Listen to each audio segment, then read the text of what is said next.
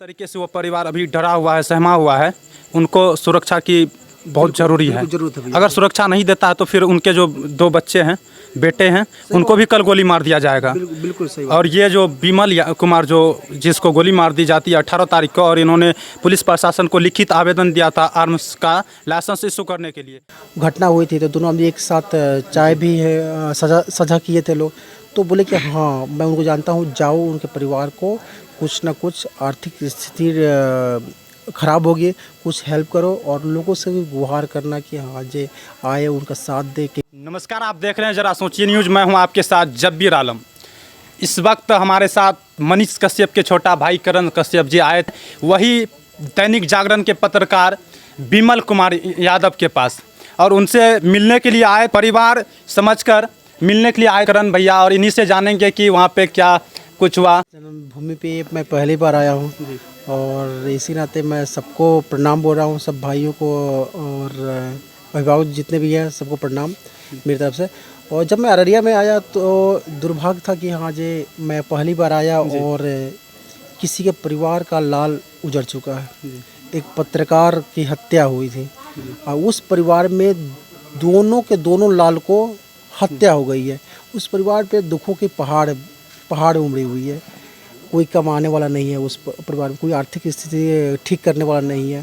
तो बस यही मैं सोचा कि हाँ जे अगर हम लोग साथ नहीं देंगे, हमारा समाज साथ नहीं देगा, हमारा पत्रकार समाज साथ नहीं देगा, तो दूसरा कोई कैसे आएगा। तो हम लोग स्टार्ट किए लोग हाँ जे मनीष कश्यप की ओर से मैं आया था।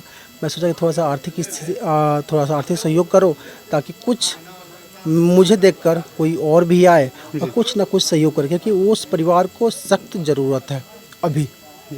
मनीष भैया बोले होंगे आपको कि जाके मिलना है परिवार से? हाँ बोले थे ना जी, वो क्योंकि उनसे वो पहले भी वो जानते हैं, ऐसे परिचित भी है। और दोनों आदमी मिले थे लोग जब बिमल मंडल जी की जब घटना हुई थी तो दोनों आदमी एक साथ चाय भी है सजा किए थे लोग। तो बोले कि हाँ मैं उनको जानता हूँ, जाओ उनके परिवार को कुछ ना कुछ आर्थिक स्थिति ख़राब होगी, कुछ हेल्प करो और लोगों से भी गुहार करना कि हाँ जे आए उनका साथ दे के।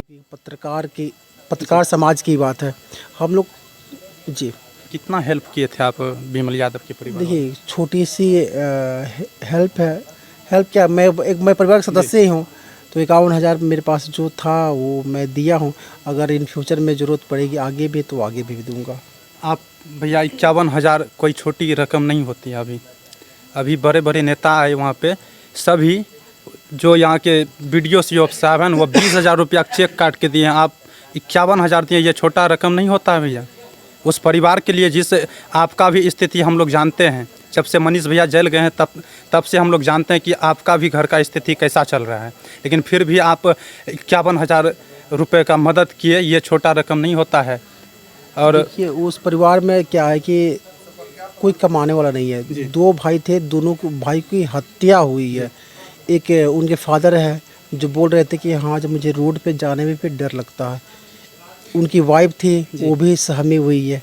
मैं पूछा था कि आप जॉब करोगे, तब उन्होंने बोला कि हाँ जब मैं किसके सहारे मैं जाऊंगी, वो भी डरी हुई। बच्चा उसका उनका बेटा था, एक बेटी है, वो भी डरा हुआ है सब।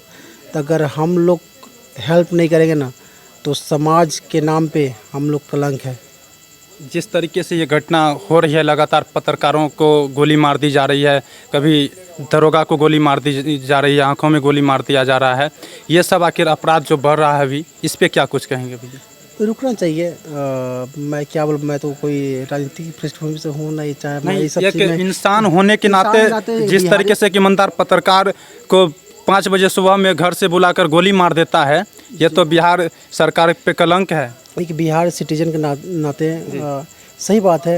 बेनीपट्टी में मर्डर हुआ था पत्रकार की, यहाँ पे पत्रकार की, मोतिहारी में पत्रकार की, कुछ दिन पहले एक पुलिस वाले को मार दिया गया, ठेकेदार को मार दिया गया, और भी एक कल बेतिया में घोघा में हत्या कर दी गई है। तो लगातार ये हत्या हो रही है। कभी हम लोग जब दिल्ली रहते थे लोग तो हमारे दोस्त में यूपी, पंजाब, दिल्ली के लड़के थे, तो वहाँ पे जंगल राज भी बोलते थे लोग।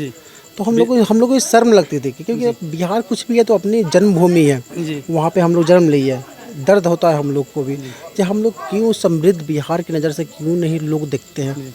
हम लोग संकल्प क्यों नहीं करते कि हम सभी मिलकर, चाहे कोई भी हो, मिलकर एक समृद्ध बिहार बनाना, एक उज्ज्वल बिहार बनाना, और जहाँ पे रोज़गार भी बिहार में ही मिले, शिक्षा भी बिहार में मिले और स्वास्थ्य भी बिहार में ही मिले।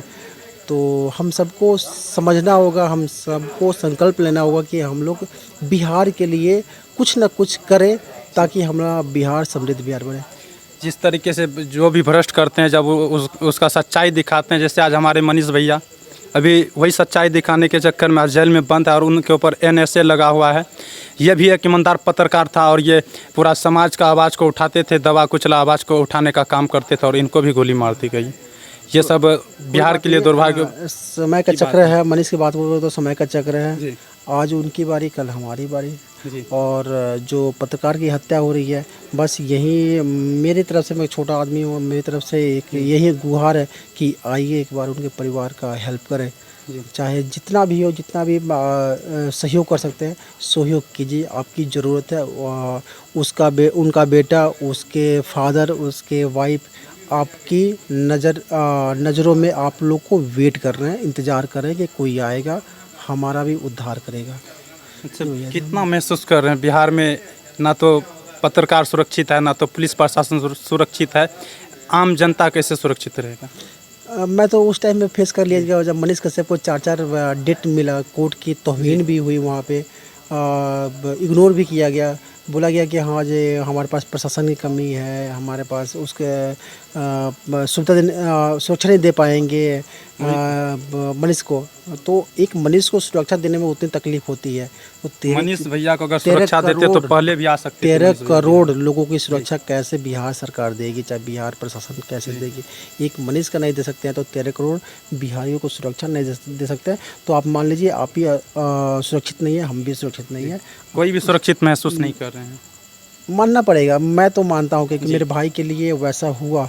मनीष भैया को जो अभी आप बोले कि सुरक्षा नहीं दिया बिहार सरकार, अगर उनको सुरक्षा देता तो मनीष भैया बहुत दिन पहले बिहार आ जाते। तो वही ना, मैं उस तारीख पे तारीख सिर्फ होता था, मिलता गया। 4 नोटिस मिलने के बावजूद भी मगर प्रशासन नहीं लेके आई। 5वें नोटिस पे प्रशासन को लाना पड़ा और पहले हवाला मिलती थी कि हाँ हमें सुरक्षा नहीं दे पाएंगे, प्रशासन की कमी है। तो भाई इतने बेरोजगार हैं, हम भी तो बेरोजगार हो ही गए, आप भी तो हमारे से जो रोजगार था छीन ही लिए। तो हम हैं, हम लोग आने के रेडी हैं, आप पुकारिए, हम लोग बिहार पुलिस में ज्वाइन कर लेंगे। और हमारी जगह पे बहुत सारे लोग हैं, ऐसे बहुत भाई लोग हैं बेरोजगार हैं। क्या बताइए भैया कि जिस तरीके से वो परिवार अभी डरा हुआ है, सहमा हुआ है, उनको सुरक्षा की बहुत ज़रूरी है। अगर सुरक्षा नहीं देता है तो फिर उनके जो 2 बच्चे हैं, बेटे हैं, उनको भी कल गोली मार दिया जाएगा। बिल्कुल सही। और ये जो विमल कुमार जो जिसको गोली मार दी जाती है 18 तारीख को, और इन्होंने पुलिस प्रशासन को लिखित आवेदन दिया था आर्म्स का लाइसेंस इशू करने के लिए, लेकिन इनको कोई सुरक्षा नहीं दी गई। देखिए उन लोग की आर्म्स की सुविधा नहीं मिलती है, आर्म्स की सुविधा मिलती है बालू माफिया को जी। आर्म की सुविधा मिलती है जो डॉन है उन लोग को मिलती है, एक नॉर्मल आदमी को आर्म की सुविधा नहीं। यानी जो सच्चाई दिखाएगा, जो भ्रष्टाचार करेगा उसको आर्म्स की लाइसेंस इशू कर देता है। जो सच्चाई दिखाते हैं उसके लिए ये सब करना जो है कि बिहार पुलिस या बिहार सरकार। एग्जाम्पल देखिए ना, एग्जाम्पल है यहाँ पे सारे।